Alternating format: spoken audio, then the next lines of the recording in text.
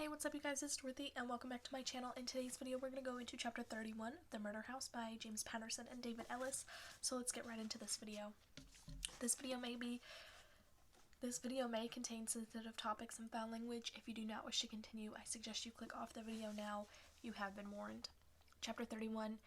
Annie's beater VW Bug pulls up to the gate of 7 Ocean Drive. The sun has fallen now at 9 o'clock, so all is clear when they use their car, which isn't very often. They prefer to enter and exit under the cover of darkness. Dee Dee gets out to push open the massive gate, using all her weight to do so. Once it's open, she turns back, squinting into the car's headlights. Beyond the beams across the street, she sees someone standing flat-footed looking at her. She does a double take, shields her eyes with a hand, which doesn't really help, and moves away from the blinding beam to get a better look.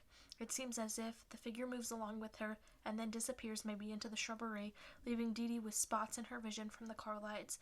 Dee Dee rushes back to the car and gets in. "What's the matter?" Annie asks. I saw someone across the street staring at us, watching us." Annie strains to look behind her. "I didn't see anyone when we drove up." "I know, me either." "What did he look like?" Dee Dee lets out a shudder. "Couldn't really see. A man, looked like kind of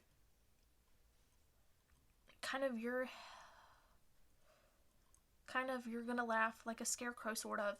Like his hair was stringy and sticking out. He had a hat on too, I think. A scarecrow?" Annie looks at Dee Dee with mock horror. "You don't think the Tin Man might be out there too?" "Stop. Not the cowardly lion." Annie brings a hand to her mouth. "Just drive the car." Annie pats Dee Dee's leg. "You're paranoid, girl. You are not supposed to be here, so you think everyone's looking to bust us. I mean, someone walking down Ocean Drive in the summer isn't exactly unusual." She puts the car into gear and drives through the gate.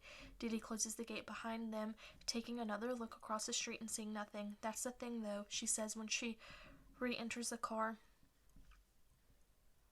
"He wasn't walking, he was just watching us. I mean, I think with the headlights I couldn't really see. It could just be my eyes playing tricks." Annie pulls the Beetle onto the grass next to the massive detached garage, hidden from sight.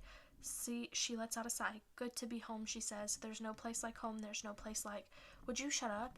As they walk toward the back entrance, they see the ladder the hot tool belt guy used yesterday, broken down and lying in the grass.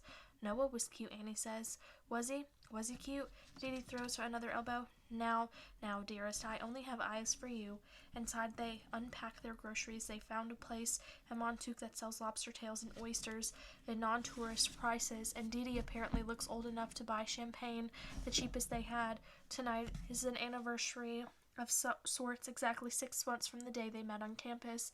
Annie gets the food ready while whistling that Wizard of Oz song, "If I Only Had a Brain." Dee Dee keeps punching her playfully in the arm, but it only embodies Annie. As much as it gets under her skin, it's the only reason Dee Dee loves her.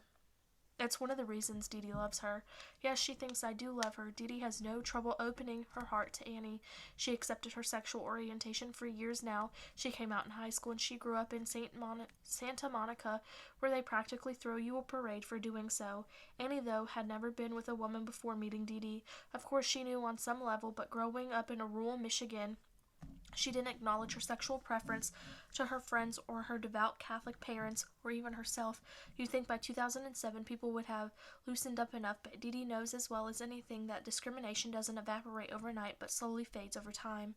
Dinner is great. The dining room is over the top, ornate, full of all kinds of detail on the walls, little statues perched around the room, tall windows, and oriental trim, an enormous chandelier hovering over a big 5-sided dark oak table that's surrounded by high-backed chairs with leather cushions. It's like Henry V meets Count Dracula.